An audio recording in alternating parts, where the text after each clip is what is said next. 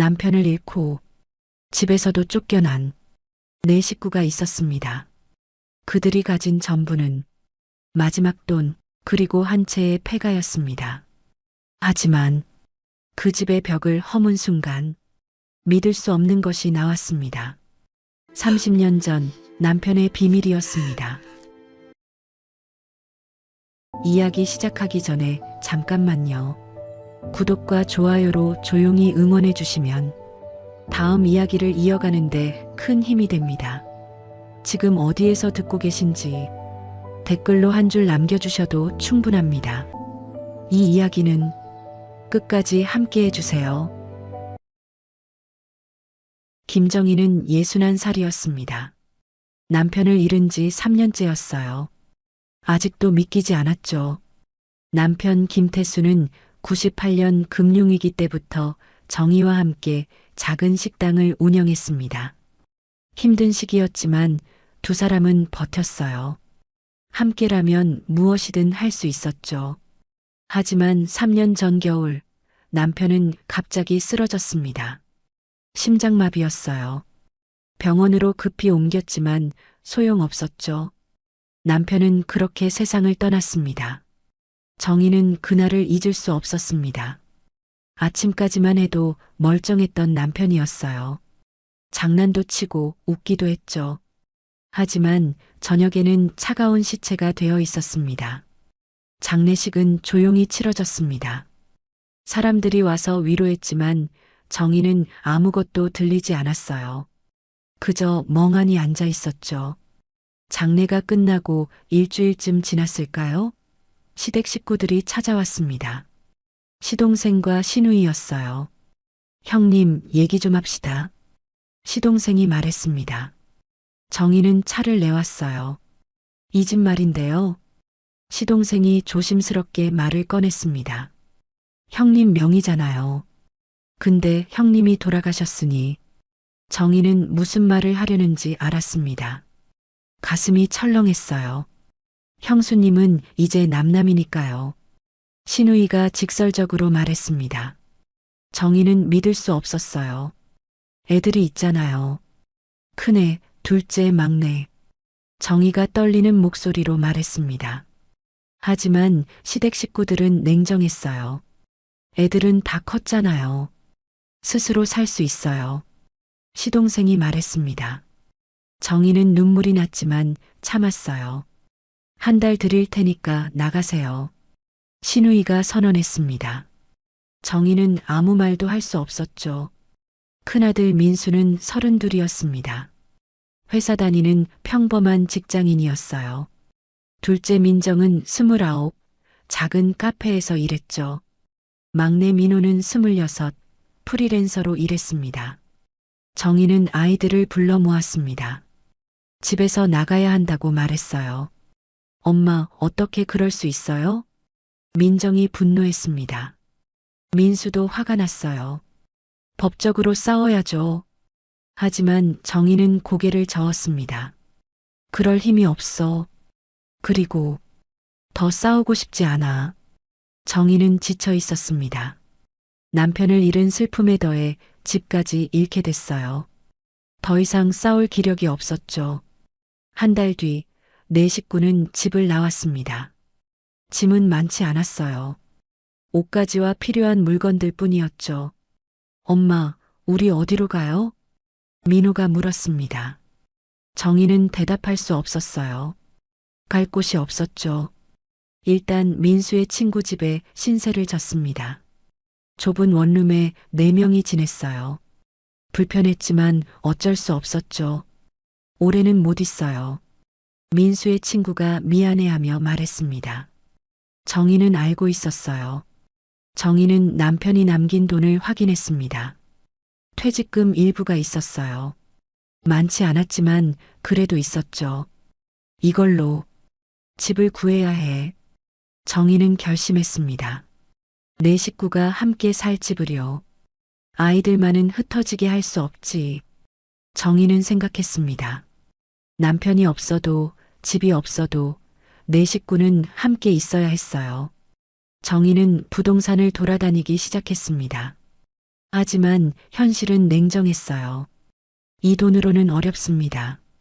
중개인들은 고개를 저었습니다. 전셋집도 월세도 정의의 예산으로는 부족했어요.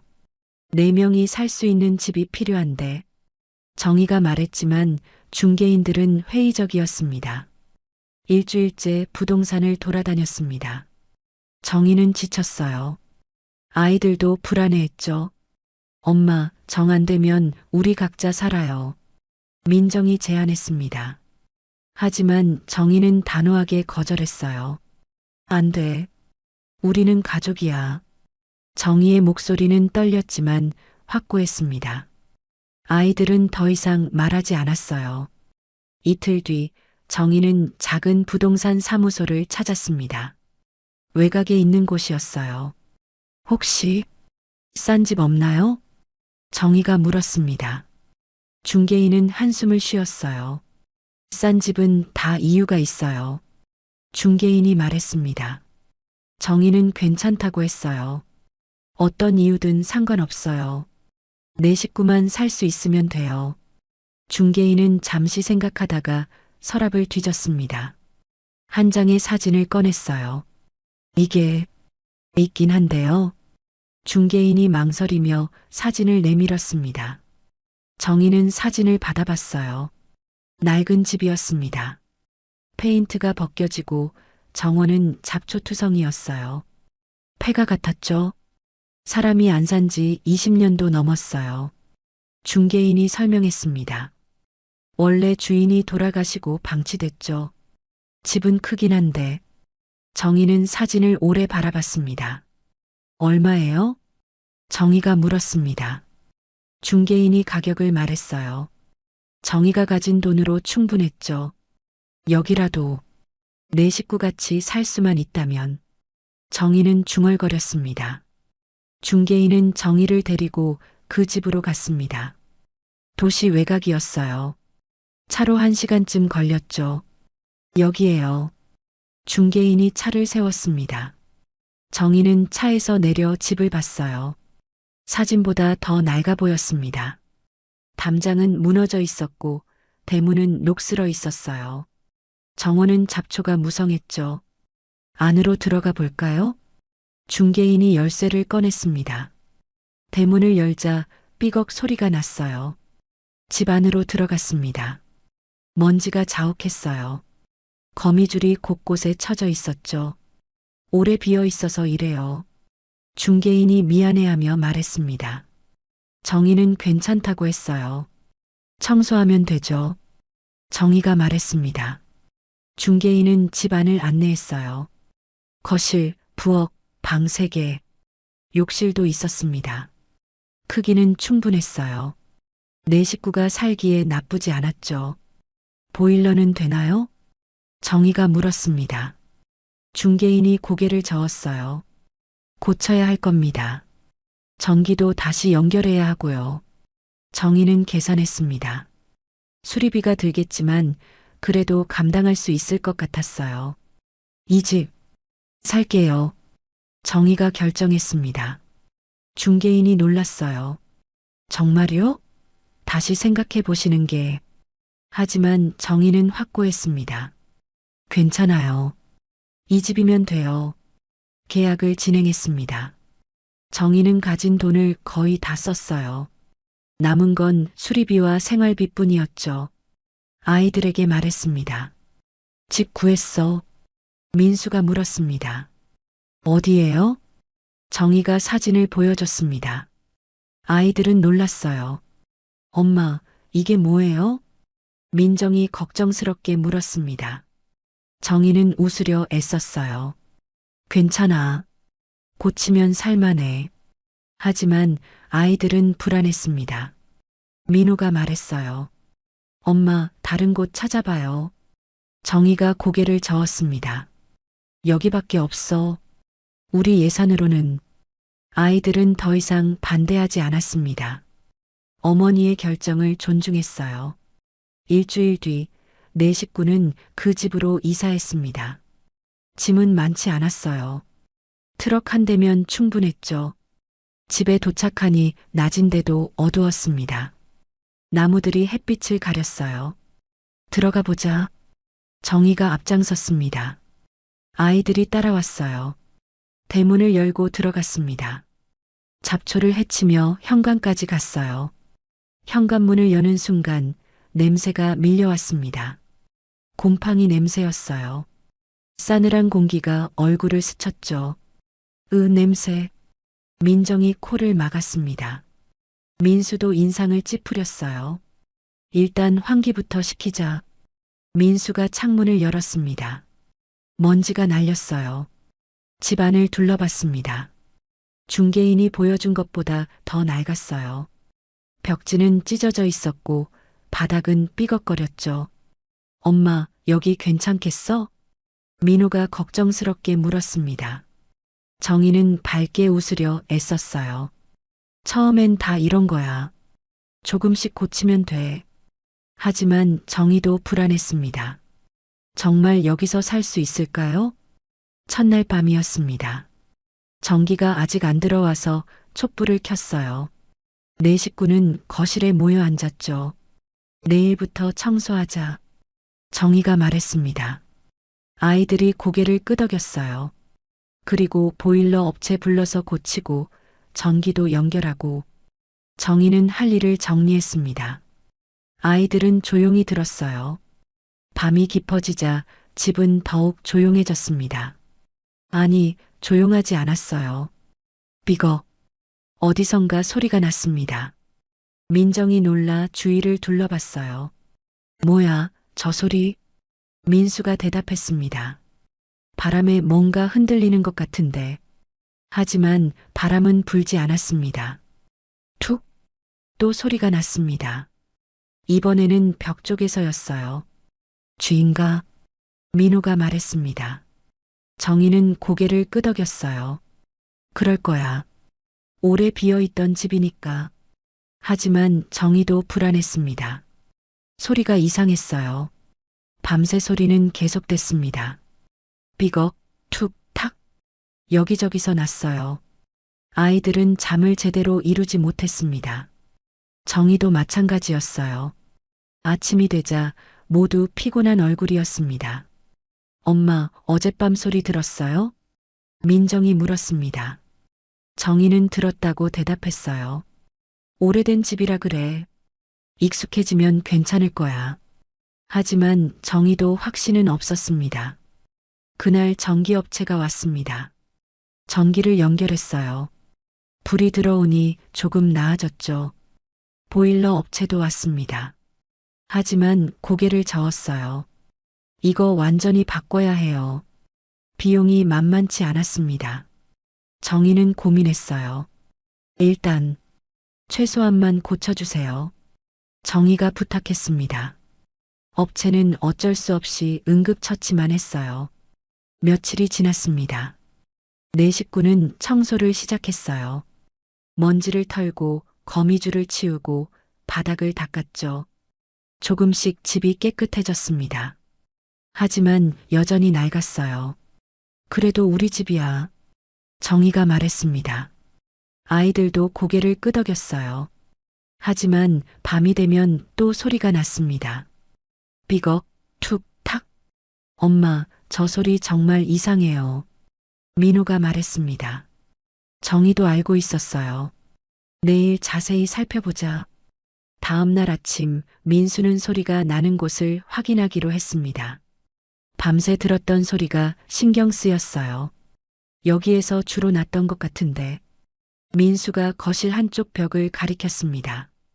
정희와 민정, 민호도 다가왔어요. 민수는 벽을 두드려 봤습니다. 톡톡. 소리가 다른 곳과 달랐어요. 여기 비어 있는 것 같아. 민수가 말했습니다. 민정도 벽을 두드려 봤어요. 진짜네. 이상하다. 민정이 말했습니다. 정희는 벽을 자세히 봤어요. 다른 곳과 색이 조금 달랐죠. 혹시 나중에 막은 건가? 정희가 중얼거렸습니다. 민호가 물었어요.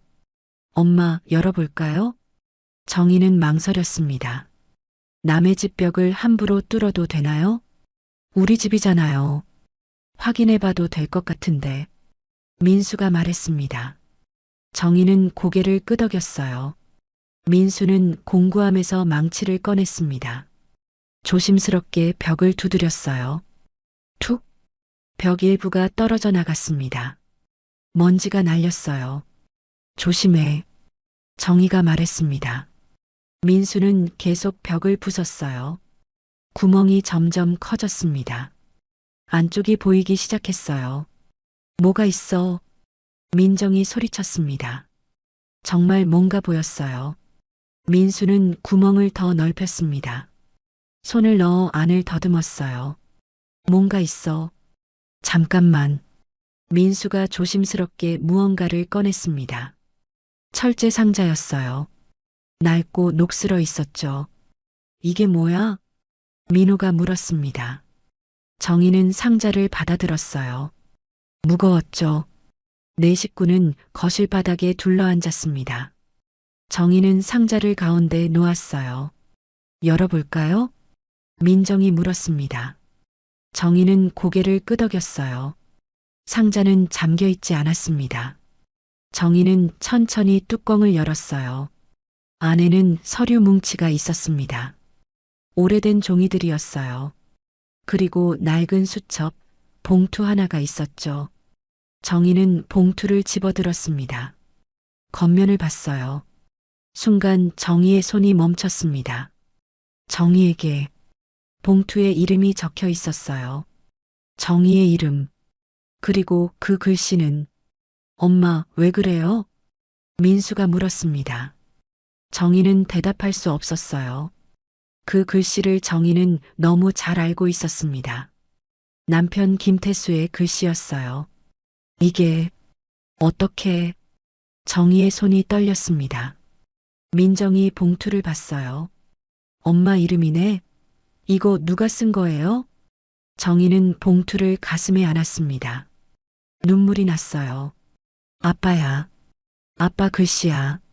아이들이 놀랐습니다. 민수가 황급히 물었어요. 아빠가? 그럼 아빠가 이 집을 알고 있었어요? 정희는 대답할 수 없었습니다. 이해할 수 없었어요. 왜 남편이 이 집을 알고 있었을까요? 정희는 떨리는 손으로 봉투를 열었습니다. 안에 편지가 있었어요. 정희야, 이 편지를 읽고 있다면 나는 이미 세상에 없겠지. 미안해. 정희는 눈물을 흘리며 편지를 읽었습니다. 아이들도 조용히 지켜봤어요. 이 집은 내가 30년 전에 산 집이야.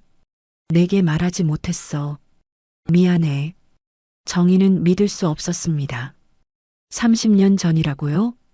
언젠가 우리 가족이 어려울 때 쓰라고 남겨둔 거야. 집문서는 상자 안에 있어. 정희는 상자를 다시 봤습니다. 서류 뭉치 중에서 집문서를 찾았어요. 정말 있었죠. 소유자 이름은 김태수였습니다. 정희의 남편이었어요. 엄마, 이게 무슨 뜻이에요? 민호가 물었습니다. 정희도 몰랐어요. 정희는 수첩을 집어들었습니다. 펼쳐보니 남편의 일기였어요. 첫 페이지를 읽기 시작했습니다. 1987년 3월. 회사가 부도났다. 사장은 도망갔고 나는 빚을 떠안았다. 정희는 숨이 막혔습니다. 1987년이면 정희가 남편을 만나기 전이었어요. 나는 빚을 갚기 위해 모든 걸 팔았다. 하지만 부족했다. 정희는 계속 읽었습니다. 그때 한 사람이 나타났다. 돈을 주겠다고 했다. 대신 조건이 있었다. 정희의 가슴이 두근거렸습니다. 내 이름으로 누명을 쓰라고 했다. 회사 돈을 횡령했다는 누명을. 정희는 손으로 입을 막았습니다. 나는 받아들였다. 빚을 갚을 수 있었으니까. 그리고 그 대가로 돈을 받았다.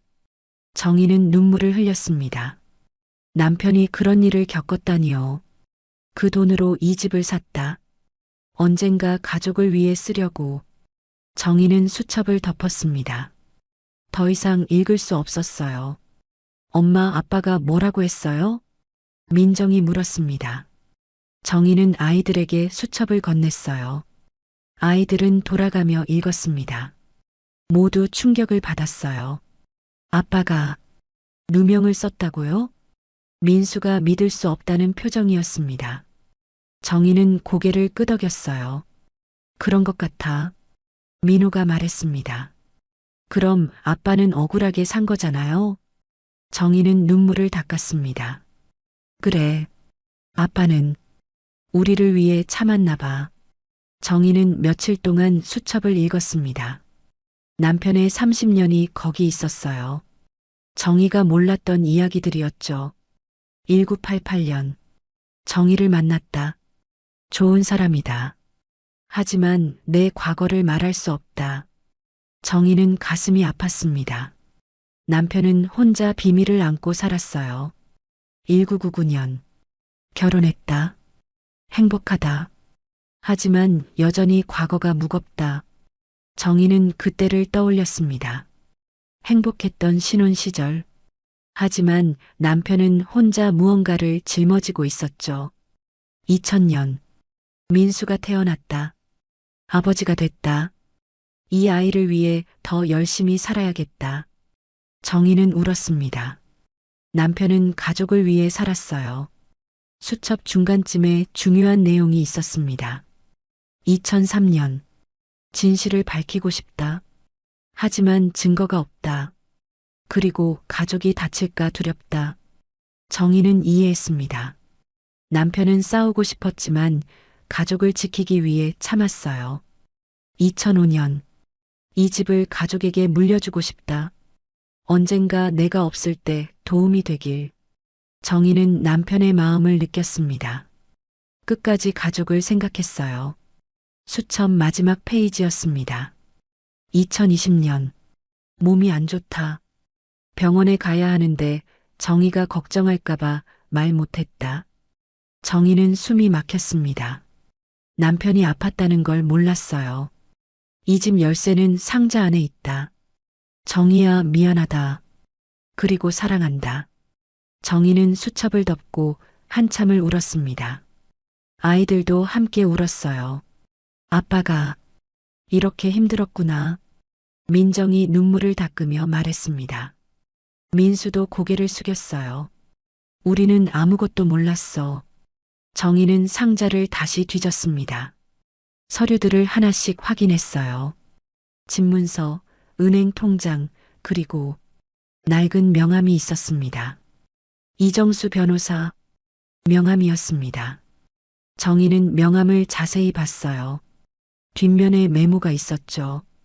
믿을 수 있는 사람, 진실을 알고 있음. 정희는 결심했습니다. 이 변호사를 만나봐야겠어. 민수가 물었습니다. 왜요? 정희가 대답했습니다. 아빠의 진실을 밝히려고. 아이들은 놀랐습니다. 민호가 말했어요. 엄마, 이미 30년이 지났어요. 지금 와서. 하지만 정희는 확고했습니다. 아빠는 억울하게 살았어. 이제라도 진실을 밝혀야 해. 다음 날 정희는 혼자 서울로 갔습니다. 명함에 적힌 주소를 찾아갔어요. 낡은 건물이었습니다. 3층에 작은 법률사무소가 있었어요. 문을 열고 들어가니 중년 남자가 책상에 앉아 있었습니다. 무슨 일이십니까? 남자가 물었습니다. 정희는 명함을 내밀었어요. 이정수 변호사님 맞으신가요? 남자가 고개를 끄덕였습니다. 네, 맞습니다. 정희는 남편 이름을 말했습니다. 김태수라는 사람 아세요?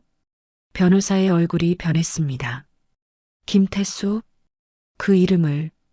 변호사는 정희를 자세히 봤습니다. 혹시 가족분이세요? 정희가 고개를 끄덕였습니다. 아내입니다. 변호사는 한숨을 쉬었습니다. 앉으세요. 얘기가 길 것 같습니다. 정희는 앉았습니다. 변호사가 말하기 시작했어요. 김태수 씨는 제 대학 선배였습니다. 변호사가 설명했습니다. 30년 전 선배가 찾아왔어요. 억울하다고 했죠. 정희는 귀를 기울였습니다. 회사 사장이 도망가고 선배가 모든 걸 뒤집어 썼다고 했어요. 변호사의 목소리는 무거웠습니다. 저도 도와주고 싶었어요. 하지만 증거가 없었죠. 정희가 물었습니다. 그래서요? 변호사가 계속 말했습니다. 선배는 싸우지 않기로 했어요. 대신 보상금을 받고 조용히 넘어가기로요. 정희는 이해했습니다. 남편이 선택한 길이었어요. 하지만 선배는 언젠가 진실을 밝히고 싶어 했어요. 변호사가 말했습니다. 증거를 모으고 있었죠. 저도 도왔고요. 정희가 놀라 물었습니다. 증거가 있어요? 변호사가 고개를 끄덕였습니다. 네. 선배가 모은 자료들이 있어요. 변호사는 서랍에서 파일을 꺼냈습니다. 두꺼운 파일이었어요. 이게 전부입니다. 정희는 파일을 받아들었습니다. 열어보니 서류들이 가득했어요. 이걸로 진실을 밝힐 수 있나요? 정희가 물었습니다. 변호사가 대답했어요. 할 수 있습니다. 하지만 변호사가 망설였습니다. 쉽지 않을 겁니다. 상대방이 만만치 않아요. 정희는 파일을 꼭 안았습니다. 괜찮아요. 해보고 싶어요. 변호사가 고개를 끄덕였습니다. 도와드리겠습니다. 정희는 집으로 돌아와 아이들에게 말했습니다. 증거가 있대. 아빠의 억울함을 풀 수 있어. 아이들은 기뻐했습니다. 하지만 동시에 걱정도 됐어요. 엄마, 정말 괜찮겠어요? 민수가 물었습니다. 정희는 고개를 끄덕였어요. 해야 해. 아빠를 위해서. 변호사 이정수는 자료를 정리하기 시작했습니다. 증거들을 검토하고 법적 절차를 준비했어요. 한 달이 지났습니다. 변호사가 정희에게 연락했어요. 준비됐습니다. 이제 상대방에게 통보하겠습니다. 정희는 긴장했습니다. 드디어 시작이었어요. 변호사는 30년 전 사건 관계자들에게 내용 증명을 보냈습니다. 진실을 밝히겠다는 내용이었어요. 며칠 뒤 연락이 왔습니다. 당시 회사 부사장이었던 사람이었어요. 만나고 싶습니다. 부사장이 말했습니다. 정희와 변호사는 만남에 응했어요. 서울의 한 호텔 커피숍이었습니다. 부사장은 70이 넘어 보였어요. 늙었지만 여전히 카리스마가 있었죠. 오랜만입니다. 이 변호사. 부사장이 인사했습니다. 변호사도 고개를 숙였어요. 이쪽은 김태수 씨 부인입니다. 변호사가 정희를 소개했습니다. 부사장은 정희를 봤어요. 김태수? 그 친구 아내분이군요. 부사장의 목소리는 무거웠습니다. 정희는 대답하지 않았어요. 무슨 일로 저를 찾으셨습니까? 부사장이 물었습니다. 변호사가 서류를 꺼냈어요. 30년 전 사건 말입니다. 진실을 밝히려고 합니다. 부사장의 얼굴이 굳어졌습니다. 그건 이미 끝난 일 아닙니까? 변호사가 고개를 저었습니다. 아닙니다. 김태수 씨는 억울하게 누명을 썼어요. 부사장은 한참을 침묵했습니다. 그리고 한숨을 쉬었어요. 알고 있습니다. 부사장의 대답에 정희는 놀랐습니다. 뭐라고요? 부사장이 고개를 숙였습니다. 김태수 씨가 억울하다는 거 저도 알았어요. 정희는 화가 났습니다. 알면서 왜 가만히 있었어요? 부사장이 대답했습니다. 회사를 지켜야 했습니다. 진실이 밝혀지면 회사가 무너질 거라고 생각했어요. 정희는 주먹을 쥐었습니다. 그래서 한 사람 인생을 망쳤어요? 부사장은 대답할 수 없었습니다. 변호사가 말했습니다. 이제라도 바로 잡아야 합니다. 공식적으로 사과하고 명예를 회복시켜 주세요. 부사장은 망설였습니다. 하지만 이미 회사도 없고 당시 사람들도 다 흩어졌어요. 변호사가 단호하게 말했습니다. 그래도 해야 합니다. 이건 정의의 문제예요. 부사장은 한참을 생각했습니다. 그리고 고개를 끄덕였어요. 알겠습니다. 도와드리겠습니다. 정의는 믿을 수 없었습니다. 정말요? 부사장이 고개를 끄덕였습니다. 저도 양심의 빚이 있었습니다. 30년 동안 부사장은 증언하기로 했습니다. 진실을 밝히는데 협조하기로요. 하지만 모든 게 순조롭지는 않았습니다. 당시 사장은 이미 해외로 도피한 상태였어요. 찾을 수 없었죠. 사장을 찾아야 완전한 진실을 밝힐 수 있습니다. 변호사가 말했습니다. 정의는 낙담했어요. 그럼 어떻게 해요? 변호사가 대답했습니다. 일단 할 수 있는 것부터 하겠습니다. 부사장 증언만으로도 많은 걸 바로잡을 수 있어요. 몇 달이 지났습니다. 변호사는 법적 절차를 밟았어요. 법원에 재심을 청구했죠. 언론도 관심을 가졌습니다. 30년 만에 밝혀지는 진실이라는 제목으로 기사가 나왔어요. 정의는 인터뷰 요청을 받았습니다. 처음에는 거절하려 했지만 변호사가 권했어요. 여론의 힘도 필요합니다. 정의는 인터뷰에 응했습니다. 남편 이야기를 했어요. 남편은 평생 억울함을 안고 살았습니다. 이제라도 진실을 밝히고 싶어요. 기사가 나간 뒤 반응이 뜨거웠습니다. 사람들은 정의를 응원했어요. 하지만 동시에 비난도 있었습니다. 이제 와서 무슨 소용이냐? 돈이 목적 아니냐? 정의는 상처받았지만 참았습니다. 진실을 위해서였어요. 재심날이 다가왔습니다. 정의와 아이들, 변호사는 법정에 갔어요. 부사장도 증인으로 출석했습니다. 김태수 씨는 무죄입니다. 부사장이 증언했습니다. 모든 책임은 당시 사장에게 있었어요. 김태수 씨는 누명을 쓴 겁니다. 판사는 증거들을 검토했습니다. 남편이 모은 자료, 부사장의 증언, 모든 것이 일치했어요. 판결하겠습니다. 판사가 말했습니다. 정의는 숨을 참았어요. 피고인 김태수는 무죄. 정의는 그 자리에서 울음을 터뜨렸습니다. 아이들도 함께 울었어요. 30년 만에 남편의 억울함이 풀렸습니다. 무죄 판결 이후 정의의 삶은 조금씩 변하기 시작했습니다. 언론은 계속 관심을 보였어요. 하지만 정의는 조용히 살고 싶었죠. 이제 그만 인터뷰하고 싶어요. 정의가 변호사에게 말했습니다. 변호사는 이해한다고 했어요. 충분히 하셨습니다. 이제 쉬세요. 정의는 폐가로 돌아왔습니다. 아이들이 기다리고 있었어요. 엄마, 수고했어요. 민수가 안아줬습니다. 정의는 아들의 품에서 울었어요. 아빠, 이제 편히 쉴 수 있겠지. 정의가 중얼거렸습니다. 민정과 민호도 어머니를 안아줬어요. 네 식구는 집을 본격적으로 고치기 시작했습니다. 판결 이후 보상금이 나왔어요. 많지는 않았지만 집을 수리하기엔 충분했죠. 보일러부터 새로 설치하자. 민수가 말했습니다. 정의는 고개를 끄덕였어요. 그래. 그리고 벽지도 다시 바르고 네 식구는 함께 일했습니다.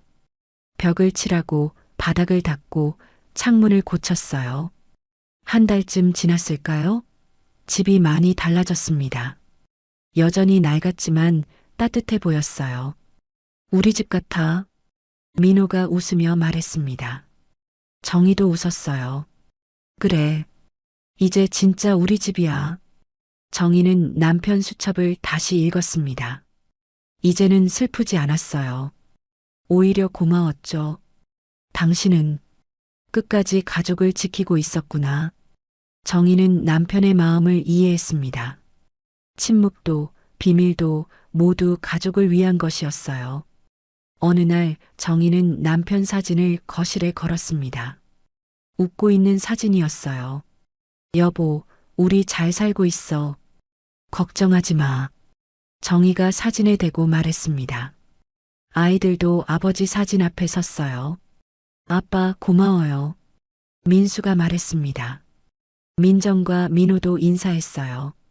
아빠 덕분에 우리 함께 있을 수 있어요. 네 식구는 아버지를 추억하며 웃고 울었습니다. 계절이 바뀌었습니다. 봄이 왔어요. 정희는 정원을 가꾸기 시작했죠. 잡초를 다 뽑고 꽃을 심자. 정희가 말했습니다. 아이들이 도왔어요. 정원은 점점 예쁘게 변했습니다. 장미, 코스모스, 해바라기, 여러 꽃이 피었어요. 엄마, 여기 예쁘다. 민정이 감탄했습니다. 정희도 만족스러웠어요. 그치? 아빠도 좋아하실 것 같아. 정희는 매일 아침 정원을 돌봤습니다. 꽃에 물을 주고 잡초를 뽑고 정성스럽게 돌봤어요. 어느 날 이웃이 찾아왔습니다. 옆집에 사는 할머니였어요. 여기 사람이 사네요? 할머니가 반갑게 인사했습니다. 정희도 인사했어요. 네, 얼마 전에 이사 왔어요.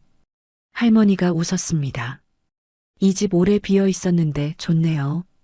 사람 사니까 살 것 같아요. 정희는 할머니와 차를 마시며 이야기를 나눴습니다. 할머니는 좋은 사람이었어요. 혹시 도움 필요하면 언제든 오세요. 할머니가 말했습니다. 정희는 고마웠어요. 감사합니다. 정희는 점점 이 집에 정이 들었습니다. 처음에는 어쩔 수 없이 선택한 집이었어요. 하지만 이제는 진짜 집 같았죠. 남편이 남긴 집, 가족을 위해 준비한 집. 정희는 남편의 사랑을 느꼈습니다. 여보, 고마워. 우리를 지켜줘서. 정희는 매일 남편에게 감사했습니다. 사진 앞에서, 정원에서, 집 안 곳곳에서요.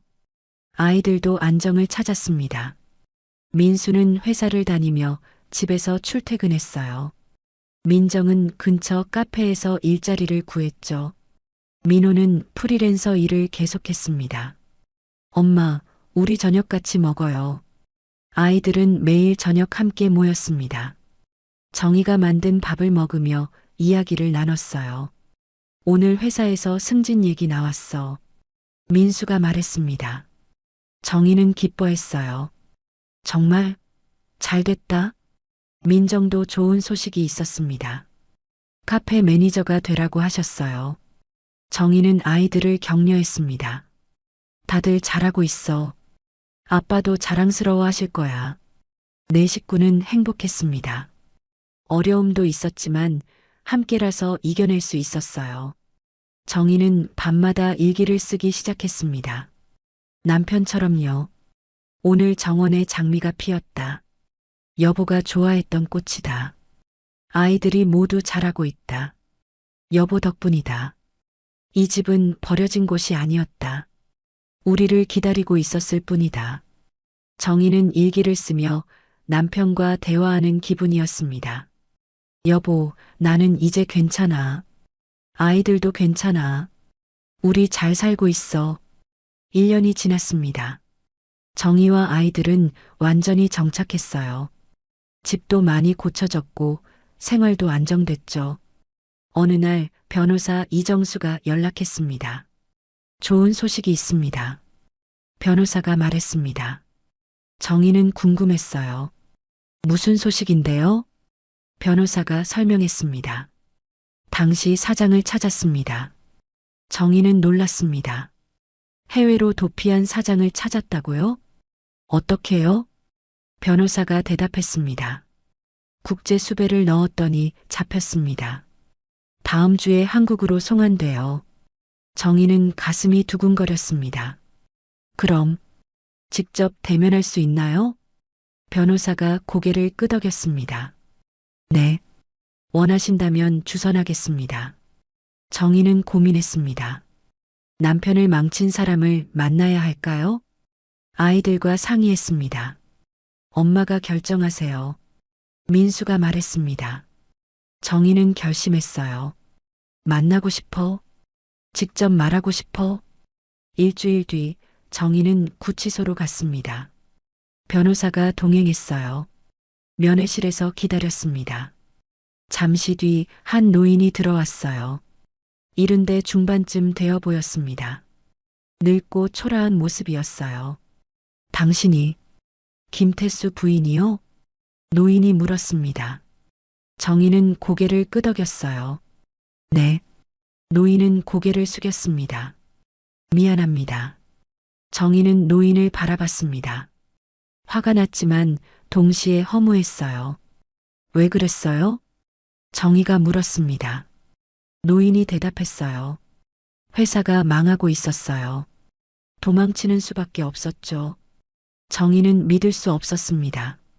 그래서 남편을 희생시킨 거예요?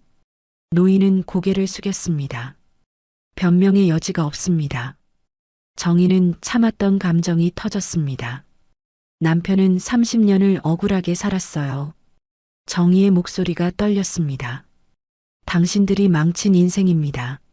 노인은 눈물을 흘렸습니다. 미안합니다. 정말 미안합니다. 정희는 노인을 보며 생각했습니다. 이 사람도 불쌍하다고요. 30년을 도망치며 산 인생이었으니까요. 당신도 힘들었겠네요. 정희가 조용히 말했습니다. 노인이 고개를 들었어요. 하지만 용서할 수는 없어요. 정희가 단호하게 말했습니다. 남편의 인생을 돌려줄 수 없으니까요. 노인은 고개를 끄덕였습니다. 알고 있습니다. 정희는 일어섰습니다. 법정에서 봅시다. 제대로 사과하세요. 노인은 대답했습니다. 그러겠습니다. 며칠 뒤 법정이 열렸습니다. 노인은 모든 것을 자백했어요. 제가 책임자입니다. 김태수 씨는 무죄입니다. 판사는 노인에게 벌금형을 선고했습니다. 나이가 많아 실형은 면했어요. 하지만 정희에게 중요한 건 형량이 아니었습니다. 진실이 밝혀진 것, 그게 중요했어요. 법정을 나오며 정희는 하늘을 올려다봤습니다. 여보, 이제 편히 쉬어요. 정희가 중얼거렸습니다. 눈물이 흘렀지만 시원했어요. 집으로 돌아오니 아이들이 기다리고 있었습니다. 엄마, 어떻게 됐어요? 민정이 물었습니다. 정희는 웃으며 대답했어요. 끝났어. 다 끝났어. 아이들이 정희를 안아줬습니다. 네 식구는 한참을 그렇게 있었어요. 아빠, 이제 마음 편히 쉬세요. 민수가 아버지 사진을 보며 말했습니다. 정희도 사진을 봤어요. 그래. 이제 다 끝났어. 그날 밤 정희는 남편 수첩을 마지막으로 읽었습니다. 그리고 조심스럽게 상자에 넣었어요. 이제 그만 아파해도 돼. 정희가 상자에 대고 말했습니다. 정희는 상자를 다시 벽 속에 넣기로 했습니다. 원래 있던 자리예요. 왜요, 엄마? 민호가 물었습니다. 정희가 대답했어요. 아빠가 원한 자리니까. 그리고 우리가 잊지 않을 거니까. 민수가 벽을 다시 막았습니다.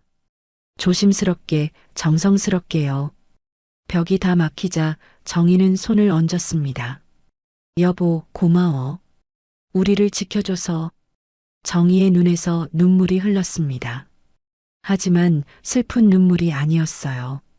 감사의 눈물이었죠. 아이들도 벽에 손을 얹었습니다. 아빠 사랑해요. 민정이 말했습니다. 아빠 덕분에 우리 행복해요. 민호가 말했습니다. 아빠 평생 잊지 않을게요. 민수가 말했습니다. 네 식구는 한참을 그렇게 서 있었습니다. 아버지를, 남편을 추억하며요. 2년이 지났습니다. 폐가는 완전히 달라져 있었어요. 예쁜 집이 됐죠. 정희는 정원에 앉아 있었습니다.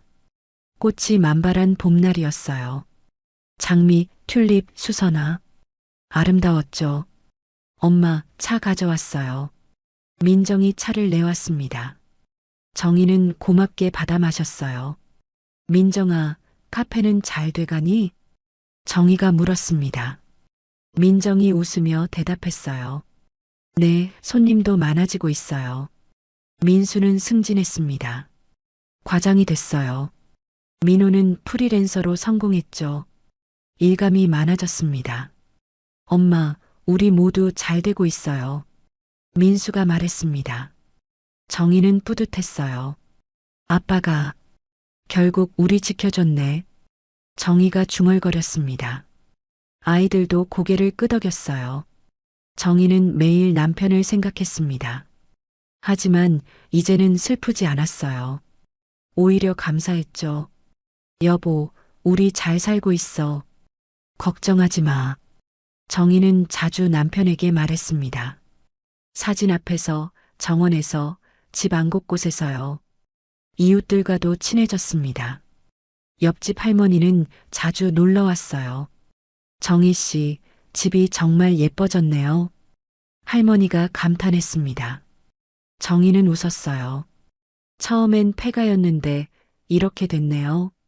할머니가 말했습니다. 집이 사람을 닮는다더니 정말 그런 것 같아요. 정희는 그 말이 좋았습니다.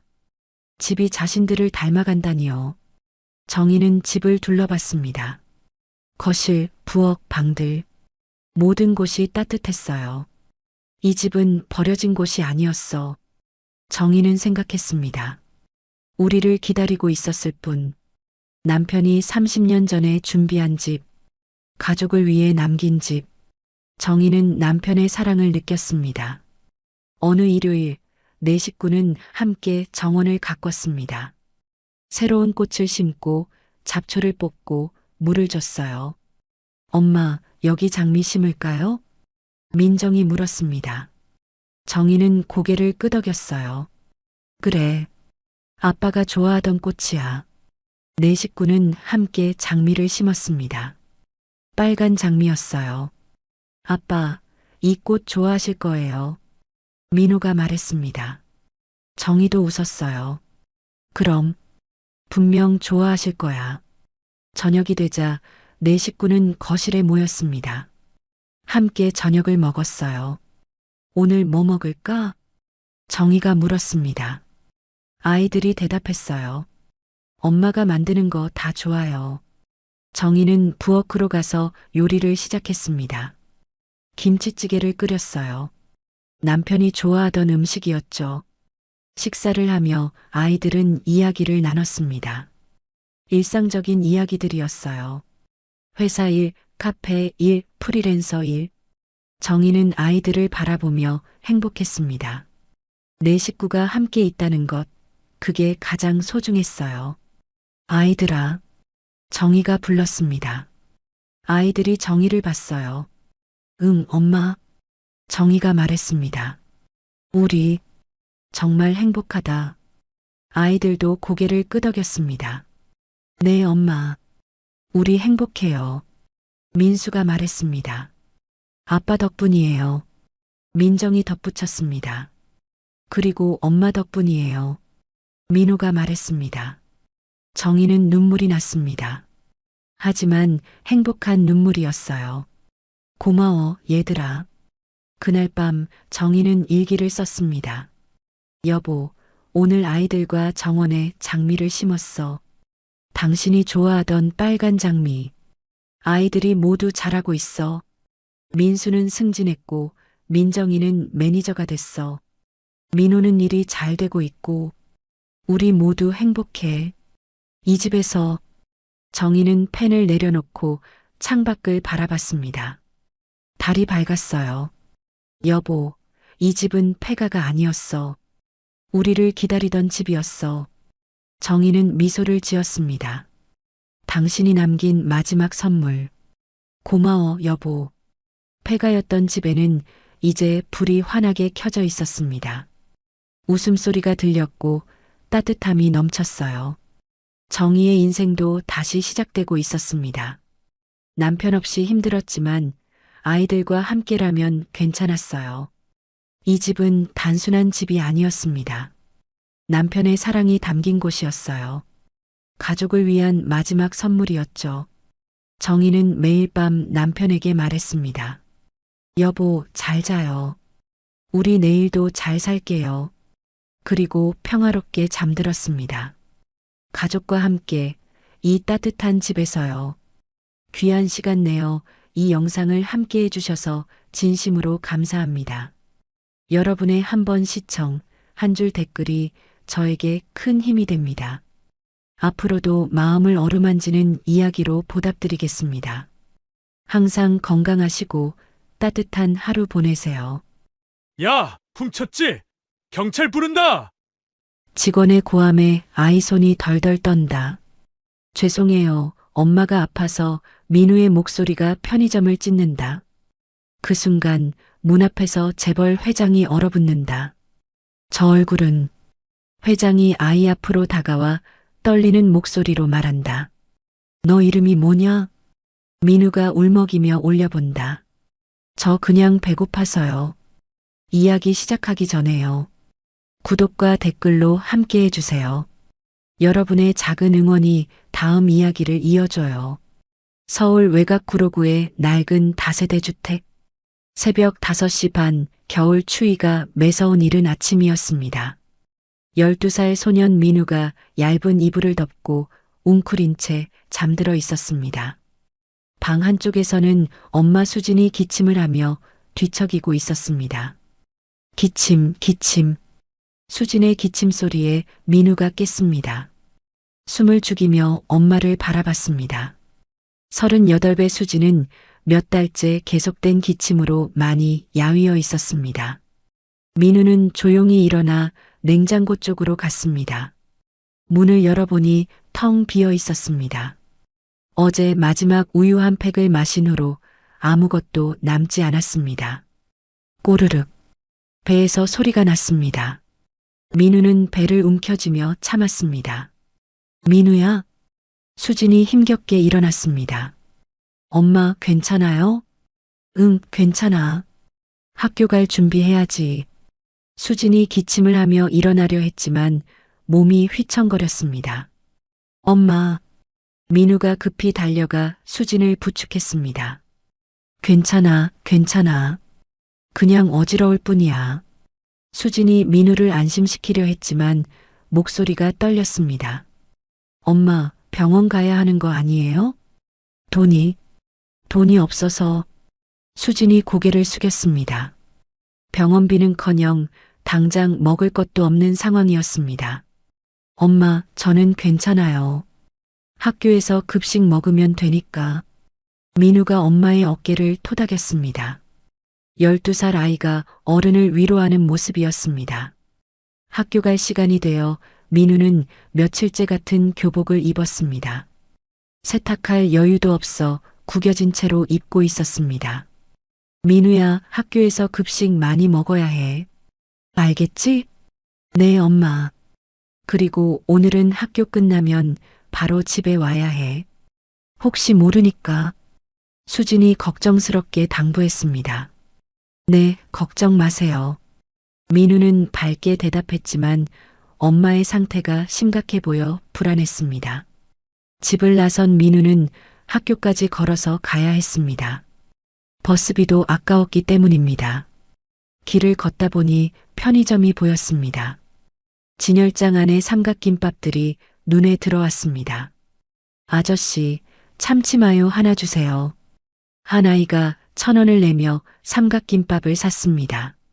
맛있게 드세요. 점원이 웃으며 말했습니다. 민우는 그 모습을 부러운 눈으로 바라봤습니다. 1,000원이 없어서 살 수 없었습니다. 저것만 있어도. 민우가 배를 움켜쥐며 지나갔습니다. 학교에 도착한 민우는 교실 맨 뒷자리에 앉았습니다. 항상 그 자리였습니다. 민우야, 아침 먹었어? 옆자리 친구 준호가 물었습니다. 응, 먹었어. 민우가 거짓말을 했습니다. 나는 엄마가 계란말이 해줬는데 너무 많아서 못 다 먹었어. 하나 줄까? 준호가 도시락을 열어 보였습니다. 아니야, 괜찮아. 배불러. 민우는 침을 삼키며 거절했습니다. 자존심 때문이었습니다. 정말? 그럼 나 혼자 다 먹을게. 준호가 맛있게 먹는 모습을 보며 민우는 고개를 돌렸습니다. 첫 교시 수학 시간이 시작되었습니다. 여러분, 어제 숙제 검사하겠습니다. 선생님이 말했습니다. 민우는 당황했습니다. 어제 집에 전기가 끊어져서 숙제를 할 수 없었습니다. 민우야, 숙제 어디 있니? 죄송해요, 선생님. 깜빡했어요. 평소에 성실한 민우가 어떻게? 집에 무슨 일 있었니? 아니에요. 제가 깜빡한 거예요. 민우는 진짜 이유를 말할 수 없었습니다. 드디어 점심시간이 되었습니다. 민우에게는 하루 중 가장 기다려지는 시간이었습니다. 급식실에 일찍 가서 줄을 섰습니다. 오늘 메뉴가 뭐예요? 김치찌개랑 불고기예요. 급식 당번이 대답했습니다. 와, 오늘 좋네. 다른 아이들이 신나했습니다. 민우는 급식을 받으며 조금 더 달라고 했습니다. 아이고, 많이 먹네. 급식 아주머니가 웃으며 말했습니다. 네, 맛있어서요. 민우는 부끄러웠지만 배가 너무 고팠습니다. 한 구석에 앉아서 민우는 급식을 천천히 먹었습니다. 오늘의 유일한 제대로 된 식사였습니다. 민우야, 우리랑 같이 앉아서 먹자. 친구들이 불렀지만 민우는 고개를 저었습니다. 여기가 편해. 사실은 친구들과 있으면 자신의 상황을 들킬까봐 두려웠습니다. 한편 서울 강남구 한도그룹 본사 72층 최고층 회장실에서 한용석이 점심도 거른 채 창밖을 바라보고 있었습니다. 회장님, 식사 시간입니다. 비서 차상민이 들어와 말했습니다. 식욕이 없네. 용석이 한숨을 쉬었습니다. 책상 서랍에서 오래된 사진을 꺼냈습니다. 갓난아기의 사진이었습니다. 12년 전 아들 지훈과 며느리를 교통사고로 잃었습니다. 며느리는 임신 중이었고 조산으로 태어난 아기는 혼란 속에서 실종되었습니다. 지금쯤 12살이겠지. 용석은 매일 같은 상상을 했습니다. 손자가 어떻게 생겼을지, 어디서 살고 있을지. 지훈아, 미안하다. 내 아들을 지켜주지 못해서. 며칠 후 민우의 상황은 더욱 나빠졌습니다. 수진의 기침이 심해져 며칠째 침대에서 일어나지 못했습니다. 엄마, 괜찮아요? 민우가 수진의 이마에 손을 대봤습니다. 열이 나고 있었습니다. 괜찮아. 괜찮아. 수진이 힘없이 말했지만 목소리가 가늘어져 있었습니다. 엄마, 정말 병원 가야 할 것 같아요. 돈이 없어.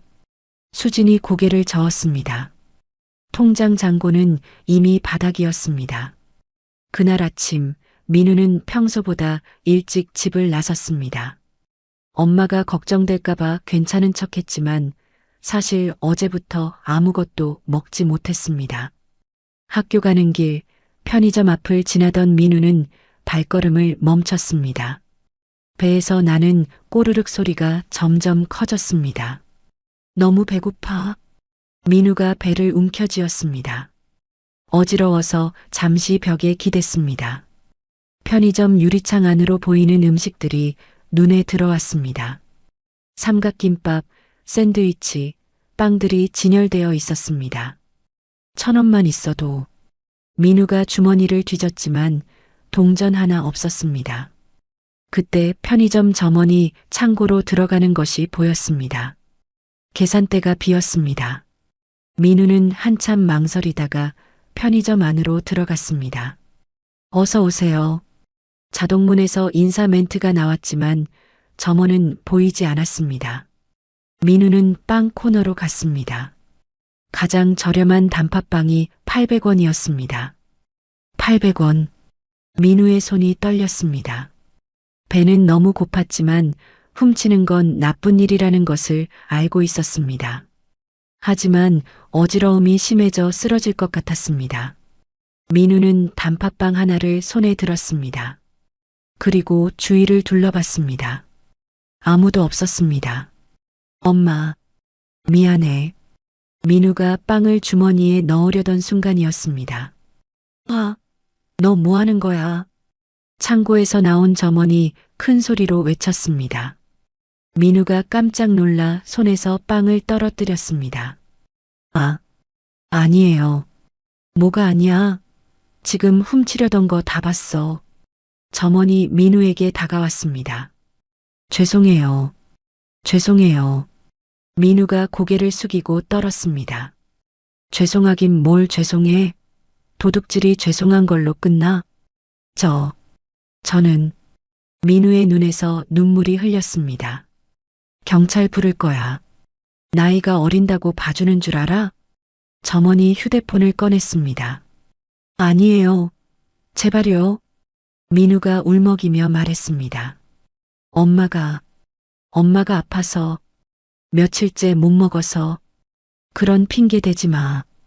요즘 애들 다 그런 식으로 거짓말해. 거짓말 아니에요. 정말이에요. 민우가 필사적으로 호소했습니다. 배가 너무 고파서 어지러워서 그럼 부모한테 돈 달라고 하든지 왜 남의 물건을 훔쳐? 점원이 차갑게 말했습니다. 그때 길 건너편에서 이 상황을 지켜보던 사람이 있었습니다. 바로 한용석 회장이었습니다. 용석은 오늘 우연히 이 동네에 시차를 나왔다가 편의점에서 벌어지는 일을 목격했습니다. 저 아이. 용석의 눈이 민우에게 고정되었습니다. 민우의 얼굴을 본 순간 용석의 가슴이 두근거렸습니다. 저 눈, 저 입술 모양. 용석은 차에서 내려 편의점으로 향했습니다. 편의점 안에서는 점원과 민우의 실랑이가 계속되고 있었습니다. 정말 경찰 부를 거야. 제발이요. 한 번만 봐주세요. 민우가 무릎을 꿇으며 빌었습니다. 그때 편의점 문이 열렸습니다. 무슨 일입니까? 정중한 목소리였습니다. 용석이 들어온 것이었습니다. 점원이 용석을 보더니 눈이 커졌습니다. 고급 정장을 입고 품격 있어 보이는 노인이었습니다. 아, 이 아이가 물건을 훔치려다가 걸렸어요. 훔치려고? 용석이 민우를 바라봤습니다. 민우는 고개를 숙인 채 떨고 있었습니다. 아저씨, 죄송해요. 정말 죄송해요. 민우가 떨리는 목소리로 말했습니다. 용석은 민우의 얼굴을 자세히 봤습니다. 12년 전 잃어버린 손자와 닮은 점이 너무 많았습니다. 얼마짜리 물건인가요? 용석이 점원에게 물었습니다. 800원짜리 빵이요. 제가 대신 계산해 드리겠습니다. 네, 왜요? 점원이 의아해했습니다. 아이가 배가 고픈 모양이니까요. 용석이 지갑을 꺼내 1,000원을 내밀었습니다. 하지만 도둑질은 아이에게는 제가 따로 이야기하겠습니다. 용석의 단호한 말에 점원이 돈을 받았습니다. 고맙습니다. 정말 고맙습니다. 민우가 눈물을 흘리며 인사했습니다. 편의점을 나선 후 용석과 민우는 근처 버스 정류장 벤치에 앉았습니다. 용석은 민우에게 빵을 건네주었습니다. 자, 먹어보렴. 감사합니다. 민우가 조심스럽게 빵 포장을 뜯었습니다. 며칠 만에 먹는 제대로 된 음식이었습니다. 천천히 먹어라. 급하게 먹으면 체한다. 용석이 자상하게 말했습니다. 민우는 작은 입으로 조금씩 빵을 먹었습니다. 눈가에 눈물이 맺혔습니다. 왜 울어? 너무 맛있어요. 민우의 솔직한 대답에 용석의 가슴이 먹먹해졌습니다. 이름이 뭐라고 했지? 김민우예요. 김민우. 나이는 몇 살이니? 12살이요. 용석의 심장이 빠르게 뛰었습니다. 자신이 찾던 손자와 나이가 정확히 일치했습니다. 부모님은 어떻게 되시니? 민우의 표정이 순간 어두워졌습니다. 엄마만 있어요. 아버지는? 제가 태어나자마자 교통사고로 돌아가셨어요. 용석이 숨을 크게 들이쉬었습니다. 아들 지훈도 교통사고로 세상을 떠났었습니다. 그럼 아버지 얼굴도 못 봤구나. 네. 사진도 없어요. 민우가 아쉬워했습니다. 엄마가 너무 슬퍼하셔서 다 버리셨대요. 용석은 민우를 더 자세히 관찰했습니다. 눈매, 코 모양, 입술선까지 모든 것이 죽은 아들 지훈과 닮아 있었습니다. 혹시 아버지 성함을 아니? 잘 모르겠어요. 엄마가 별로 얘기 안 해주세요. 민우가 고개를 저었습니다. 그래도 한 번도 들어본 적 없니? 안. 뭐라고 하시는 것 같긴 한데. 한이라는 성을 들은 순간 용석의 온몸에 소름이 돋았습니다. 혹시 한지훈이라는 이름 들어본 적 있니? 민우가 깜짝 놀라며 용석을 바라봤습니다. 그 이름 어떻게 아세요? 용석의 손이 떨리기 시작했습니다. 혹시 그 이름을 어디서 들었니? 엄마가 잠꼬대 할 때 그 이름을 부르셨어요. 잠꼬대로? 네. 지훈아, 미안해 이런 말씀을. 용석의 눈에서 눈물이 흘렸습니다. 정말 자신의 손자가 틀림없었습니다. 아저씨, 우리 아빠 아시는 거예요? 민우가 기대에 찬 눈으로 물었습니다.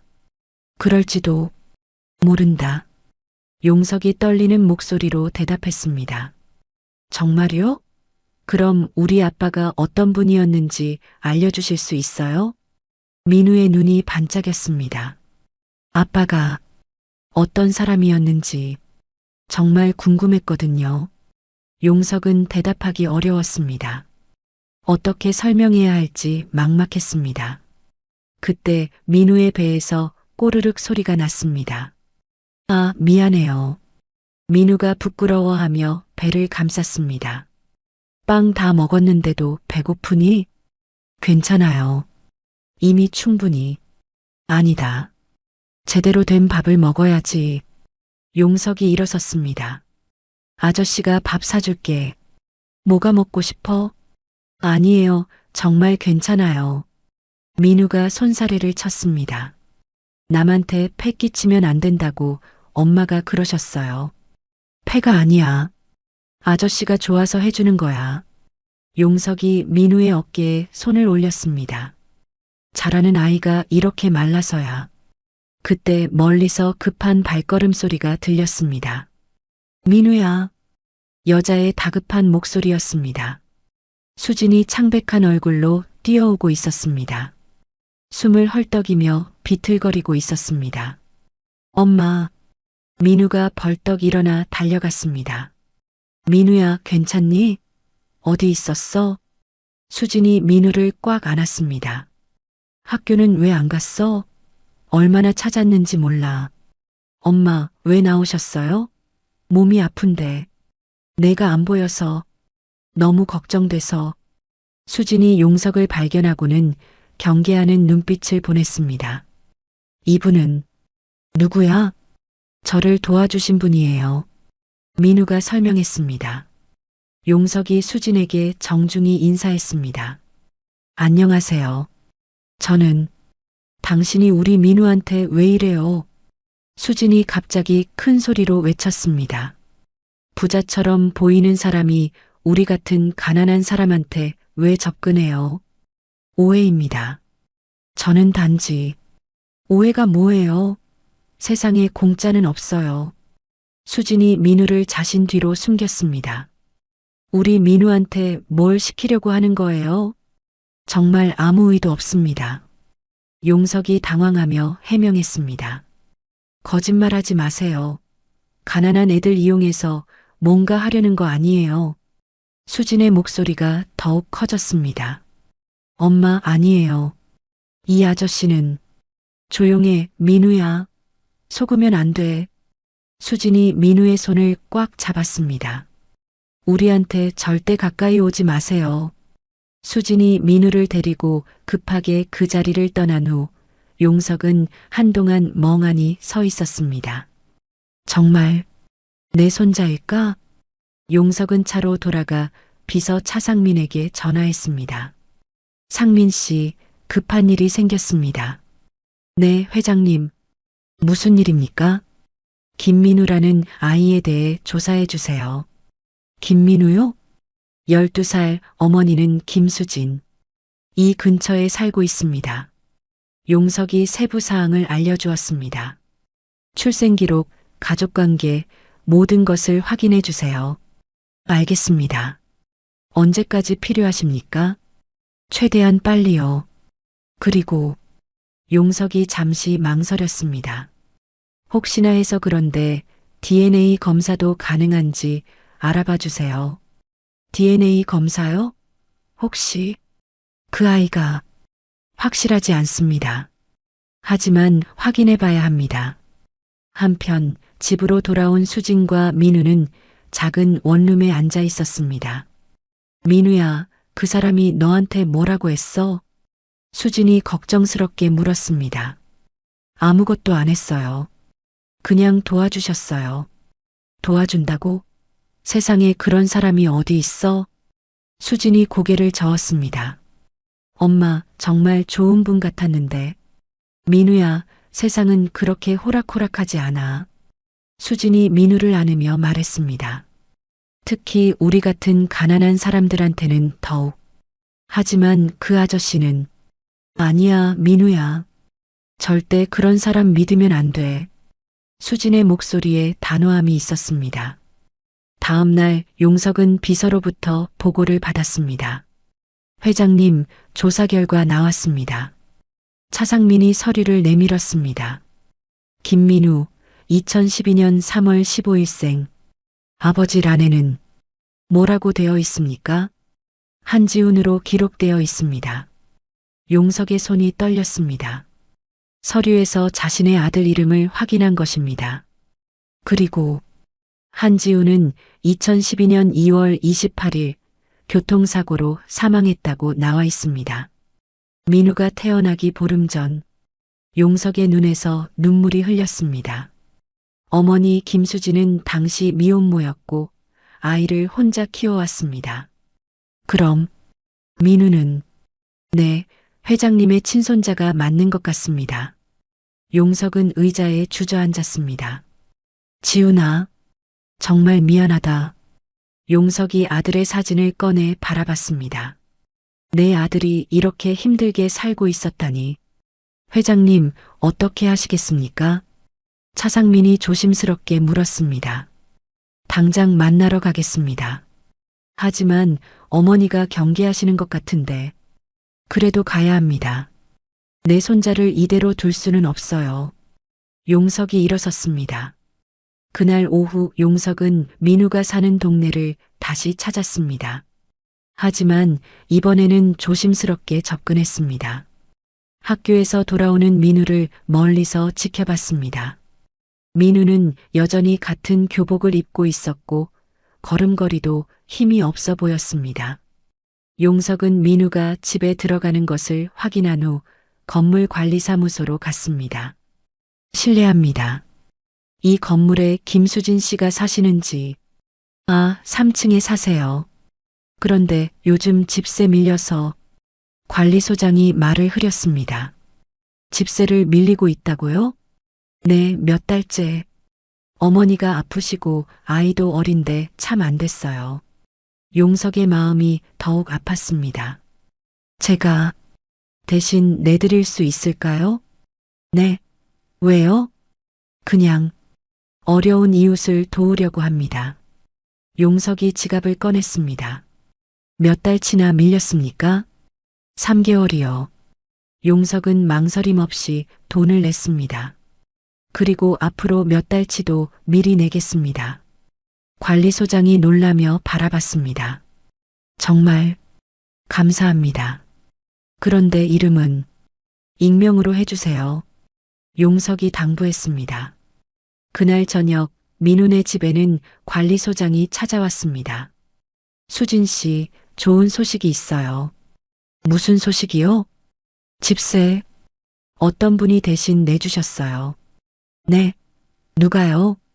수진이 놀랐습니다. 모르겠어요. 익명으로 하셨는데 몇 달치를 미리 내주셨어요. 그럴 리가. 누가 우리를. 수진이 당황했습니다. 민우는 혹시 어제 만났던 그 아저씨일까 생각했습니다. 며칠 후 용석은 더 이상 참을 수 없었습니다. 손자를 제대로 도와주고 싶었지만 어떻게 접근해야 할지 막막했습니다. 회장님, 무작정 찾아가시면 더 오해받으실 수도 있습니다. 비서 차상민이 걱정스럽게 말했습니다. 그래도 가야 해요. 내 손자가 저렇게 힘들게 사는데. 용석이 단호하게 말했습니다. 그날 오후 용석은 민우가 다니는 학교 앞에서 기다렸습니다. 학교 시간이 되자 아이들이 하나둘 나오기 시작했습니다. 민우가 친구들과 함께 교문을 나서는 모습이 보였습니다. 민우야. 용석이 불렀습니다. 민우가 뒤를 돌아보더니 놀란 표정을 지었습니다. 아저씨? 안녕, 민우야. 용석이 다가갔습니다. 민우의 친구들이 수군거리기 시작했습니다. 민우야, 저 아저씨 누구야? 부자 같아 보이는데? 혹시 민우 할아버지? 민우는 당황했습니다. 아니야. 그냥 아는 분이야. 민우야, 잠깐 이야기할까? 용석이 조심스럽게 말했습니다. 저, 집에 가야 해요. 조금만. 중요한 이야기가 있어. 민우가 망설이는 사이 친구들은 호기심 어린 눈으로 바라봤습니다. 민우야, 우리 먼저 가 있을게. 친구들이 떠나고 민우와 용석이 둘만 남았습니다. 무슨 얘기요? 민우가 조심스럽게 물었습니다. 민우야, 아저씨가 너를 도와주고 싶어? 괜찮아요. 저희는 혼자서도 잘 살 수 있어요. 병원비는 어떻게 할 거니? 엄마가 계속 아프신데. 민우의 표정이 어두워졌습니다. 그건 어떻게든. 민우야, 아저씨를 믿어봐. 용석이 민우의 어깨에 손을 올렸습니다. 사실 아저씨가 너랑 특별한 관계일 수도 있어. 특별한 관계요? 응. 아직 확실하지는 않지만. 그때 뒤에서 급한 발걸음 소리가 들렸습니다. 민우야. 수진이 숨을 헐떡이며 달려오고 있었습니다. 또 왔네. 또 우리 민우한테 왔어. 수진이 용석을 향해 소리쳤습니다. 당신이 우리한테 왜 이래요? 부인, 진정하세요. 진정하라고요? 내 아이한테 계속 접근하면서. 수진이 민우를 자신 뒤로 숨겼습니다. 부자면 다해요. 가난한 사람들 갖고 놀아요. 정말 아닙니다. 오해예요. 오해가 뭐예요? 우리 민우 학교까지 와서. 수진의 목소리가 점점 커졌습니다. 주변 사람들이 쳐다보기 시작했습니다. 저 사람들 왜 저래? 돈 많은 사람이 가난한 사람 괴롭히나? 요즘 그런 일 많다더라. 구경꾼들의 수군거림에 수진은 더욱 흥분했습니다. 당신 같은 사람 때문에 우리가 얼마나 힘든지 알아요. 부인, 저는 정말. 거짓말하지 마세요. 분명 뭔가 목적이 있을 거예요. 수진이 용석을 손가락으로 가리키며 소리쳤습니다. 우리 민우한테 절대 가까이 오지 마세요. 엄마, 그만해요. 민우가 수진을 말렸습니다. 이 아저씨는 나쁜 사람 아니에요. 민우야, 속으면 안 돼. 정말이에요, 엄마. 도와주시려는 거예요. 도와준다고? 세상에 공짜로 도와주는 사람이 어디 있어? 수진이 민우를 꽉 안았습니다. 우리는 남한테 도움 안 받고도 살 수 있어. 용석은 이 상황에서 진실을 말해야 할지 고민했습니다. 부인, 제가 민우와 특별한 관계라면. 특별한 관계? 무슨 소리예요? 민우가 제 손자일 수도 있어요. 순간 수진의 얼굴이 창백해졌습니다. 뭐라고요? 한지훈. 그 이름 기억나시죠? 수진이 충격을 받아 말을 잇지 못했습니다. 민우 아버지와 제가 관계가 있을 수도. 거짓말이에요. 수진이 소리쳤습니다. 지훈이는 지훈이는 가족이 없다고 했어요. 그건 당신이 진짜 지훈이 아버지라면 왜 지금 나타나요? 수진의 목소리가 떨렸습니다. 12년 동안 어디 있었어요? 우리가 얼마나 힘들었는지 알아요. 용석은 할 말이 없었습니다. 민우가 굶어서 쓰러질 때도, 제가 아파서 죽을 뻔할 때도 어디 있었어요? 수진이 눈물을 흘리며 절규했습니다. 이제 와서 손자라고요? 말도 안 돼요. 부인, 저도 모르고 있었어요. 모르고 있었다고요? 그럼 우리는 뭐예요? 수진이 민우의 손을 잡고 돌아서려 했습니다. 가자, 민우야. 저런 사람 믿으면 안 돼. 그날 밤 용석은 잠을 이룰 수 없었습니다. 수진의 분노에 찬 목소리가 계속 머릿속에 맴돌았습니다. 한도그룹 본사 회장실에서 용석은 비서 차상민을 불렀습니다. 상민 씨, 한지훈에 대해 더 자세히 조사해 주세요. 어떤 부분을 말씀하시는 건가요? 지훈이가 어떻게 김수진을 만났는지, 왜 가족에 대해 말하지 않았는지. 용석이 깊은 한숨을 쉬었습니다. 모든 것을 알아야겠어요. 다음 날 차상민이 조사 결과를 가져왔습니다. 회장님, 놀라지 마십시오. 무엇을 찾았습니까? 한지훈 씨가 회장님과 갈등을 빚은 후 가출했었다는 기록이 있습니다. 용석의 얼굴이 창백해졌습니다. 갈등이라니? 2011년 말 지훈 씨가 회사 경영에 참여하는 것을 반대하셨던 기억 나십니까?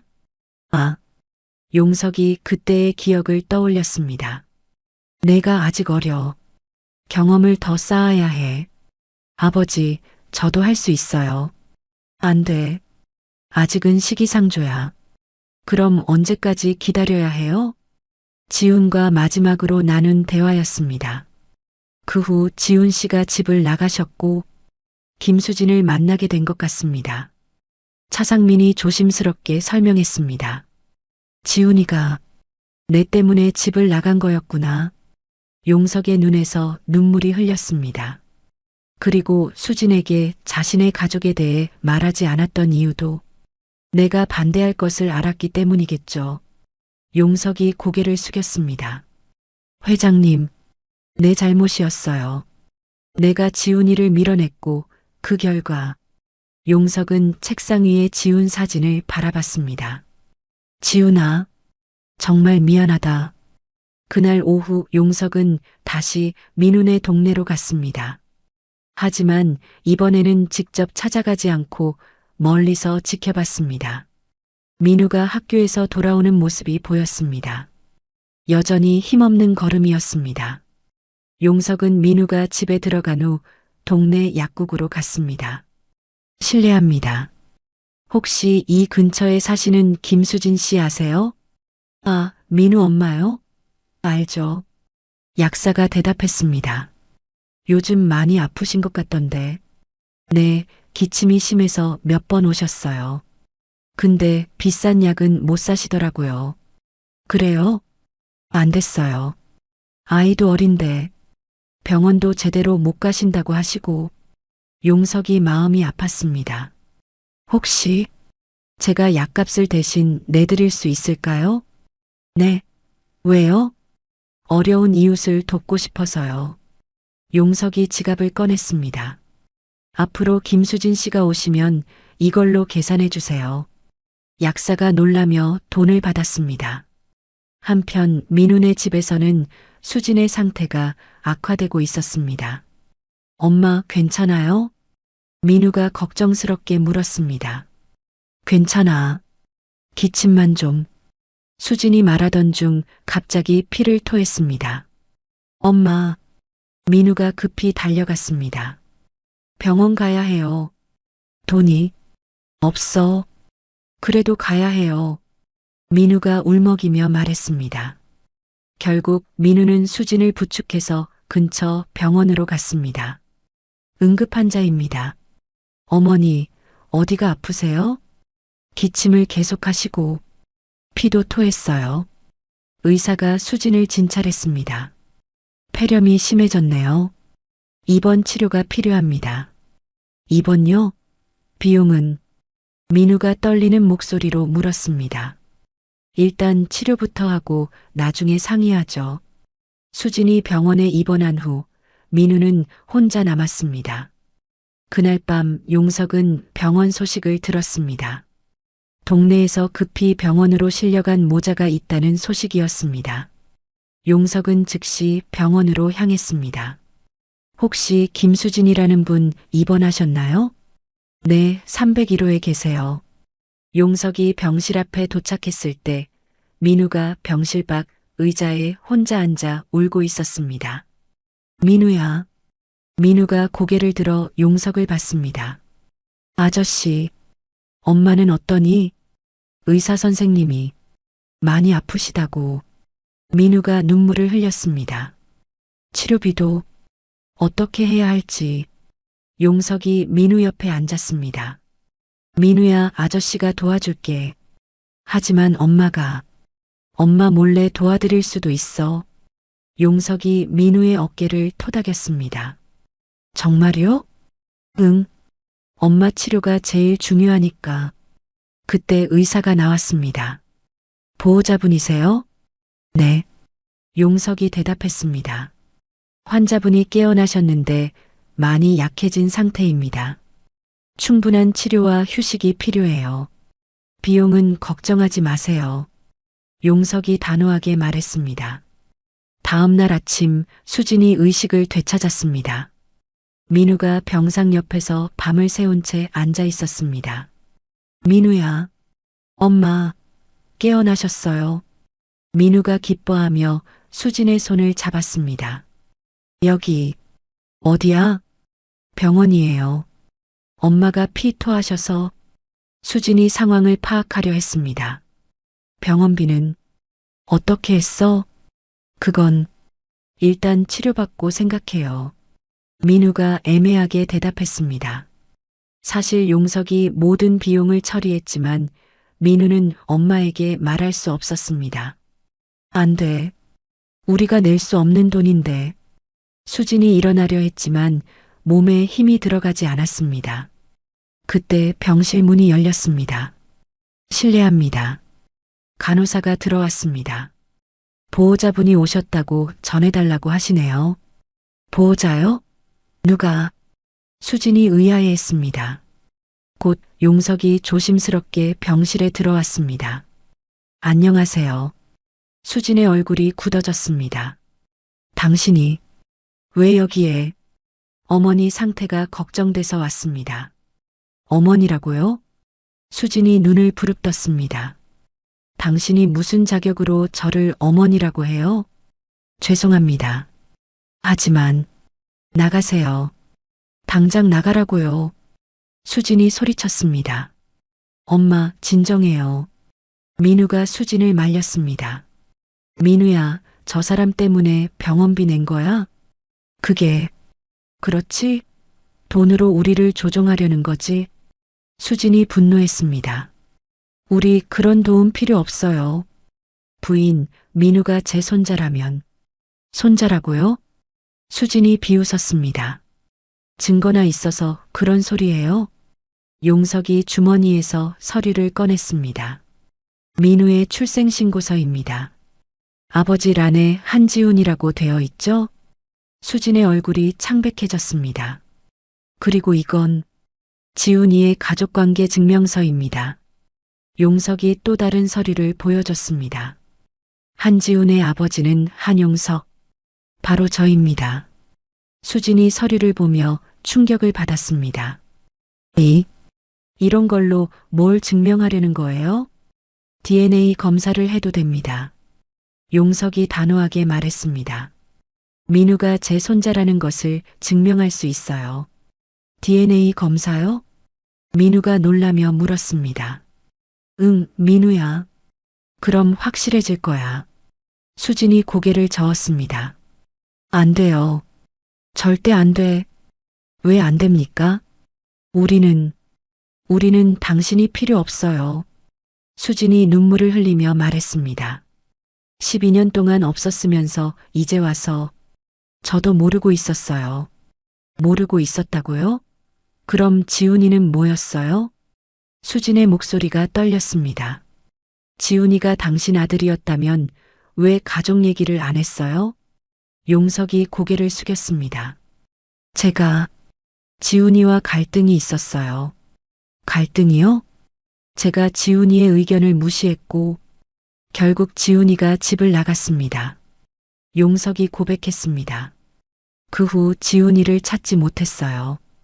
그리고 사고가 그래서 지훈이가 저한테 가족 얘기를 안 한 거였군요. 수진이 쓴웃음을 지었습니다. 가족한테 인정받지 못했으니까. 그건 이제 와서 손자라고 하면 뭐해요? 12년 늦었어요. 수진이 단호하게 말했습니다. 그때 밖에서 소란 소리가 들렸습니다. 저기 병실에 한도그룹 회장님이 계신다는데? 정말요? 한용석 회장님? 간호사들이 수군거리고 있었습니다. 한도그룹 회장님이라고요? 수진이 놀라며 용석을 바라봤습니다. 네. 저는 한도그룹 회장 한용석입니다. 수진이 더욱 당황했습니다. 그럼 정말 네, 민우는 재벌가의 손자가 맞습니다. 용석이 진심을 담아 말했습니다. 하지만 그것보다 중요한 건 민우가 제 소중한 손자라는 겁니다. 몇 달 후 봄이 찾아왔습니다. 한도그룹 본사 근처의 고급 아파트, 넓은 거실에서 민우가 숙제를 하고 있었습니다. 할아버지, 이 문제 어떻게 풀어요? 민우가 용석에게 물었습니다. 어디 보자. 용석이 안경을 쓰고 민우 옆에 앉았습니다. 이런 문제는 차근차근 풀어야 해. 먼저, 알겠어요. 민우가 환하게 웃었습니다. 주방에서는 수진이 저녁 준비를 하고 있었습니다. 건강을 많이 회복한 수진의 얼굴에는 생기가 돌았습니다. 저녁 준비됐어요. 수진이 두 사람을 불렀습니다. 와, 오늘도 맛있겠다. 민우가 식탁으로 뛰어갔습니다. 천천히 와, 민우야. 용석이 웃으며 따라갔습니다. 식탁에는 정성스럽게 준비된 음식들이 놓여 있었습니다. 김치찌개, 불고기, 나물 반찬들까지 정갈하게 차려져 있었습니다. 수진 씨가 요리하신 건 정말 맛있어요. 용석이 진심으로 말했습니다. 과찬이세요. 그냥 집밥이에요. 수진이 겸손하게 답했습니다. 할아버지, 오늘 학교에서 친구들이 그러는데 민우가 밥을 먹으며 말했습니다. 뭐라고 하던데? 민우 할아버지가 정말 대단한 분이라고. 친구들이 알아? 네, 뉴스에서 봤대요. 한도그룹 회장님이라고. 민우가 자랑스러운 표정을 지었습니다. 하지만 그것보다 할아버지가 저를 사랑해 주시는 게 더 좋아요. 용석의 눈가에 눈물이 맺혔습니다. 민우야, 저도 할아버지 정말 사랑해요. 민우가 용석을 꽉 안았습니다. 그리고 엄마도요. 우리 민우. 수진이 민우의 머리를 쓰다듬었습니다. 엄마, 이제 아프지 마세요. 안 아프지. 이제 할아버지가 계시니까 든든해. 수진이 용석을 바라보며 말했습니다. 처음에는 정말 믿기 어려웠어요. 당연하죠. 갑자기 나타난 저를 어떻게 믿겠어요. 하지만 지금은 정말 가족 같아요. 수진이 미소를 지었습니다. 저녁을 마친 후 세 사람은 거실에서 함께 시간을 보냈습니다. 할아버지, 이 사진 누구예요? 민우가 벽에 걸린 액자를 가리켰습니다. 그건 내 아버지야. 용석이 조심스럽게 말했습니다. 액자 안에는 젊은 시절의 지훈이 환하게 웃고 있는 사진이 있었습니다. 우와, 저랑 닮았네요. 그래, 정말 많이 닮았어. 용석이 민우를 바라봤습니다. 특히 웃을 때는 지훈이와 똑같아. 아빠는 어떤 분이었어요? 민우가 궁금해했습니다. 착하고 마음이 따뜻한 사람이었어. 용석이 대답했습니다. 너처럼 말이야. 정말요? 응, 그리고 할아버지를 많이 사랑했어. 용석이 지훈의 사진을 바라봤습니다. 할아버지도 아빠를 사랑하셨죠? 물론이지. 지금도 사랑해. 그럼 저도 아빠를 만날 수 있을까요? 민우의 순수한 질문에 용석과 수진이 잠시 말을 잃었습니다. 민우야, 아빠는 하늘나라에 계셔. 수진이 조심스럽게 말했습니다. 하지만 분명히 우리를 지켜보고 계실 거야. 정말요? 응, 그리고 민우가 행복한 모습을 보시면서 기뻐하실 거야. 용석이 민우를 안았습니다. 아빠, 보고 있죠? 민우가 천장을 올려다보며 중얼거렸습니다. 이제 저 혼자 아니에요. 엄마도 있고 할아버지도 있어요. 그래, 이제 우리는 가족이야. 용석이 수진과 민우를 함께 안았습니다.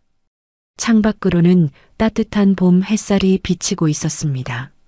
아파트 거실에는 세 사람의 웃음소리가 가득했습니다. 할아버지, 내일도 학교 끝나고 같이 놀아요. 그래, 우리 민우가 원하는 건 뭐든지 해주마. 와, 정말요? 민우가 신나서 뛰어다녔습니다. 수지는 그 모습을 보며 행복한 미소를 지었습니다. 지훈아, 고마워. 이런 좋은 사람을 민우 아빠로 보내줘서. 용석도 마찬가지였습니다. 지훈아, 이제야 내 아들을 제대로 지켜줄 수 있을 것 같다. 미안했고 고마웠다. 그렇게 세 사람은 진정한 가족이 되었습니다. 가난과 외로움을 이겨낸 민우, 아픈 몸으로도 아들을 키워낸 수진, 그리고 잃어버린 손자를 되찾은 용석. 서로 다른 상처를 가진 세 사람이 만나 하나의 가족을 이루었습니다. 귀한 시간 내어 이 영상을 함께 해주셔서 진심으로 감사합니다.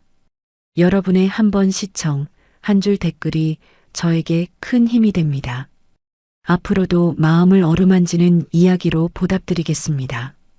항상 건강하시고 따뜻한 하루 보내세요.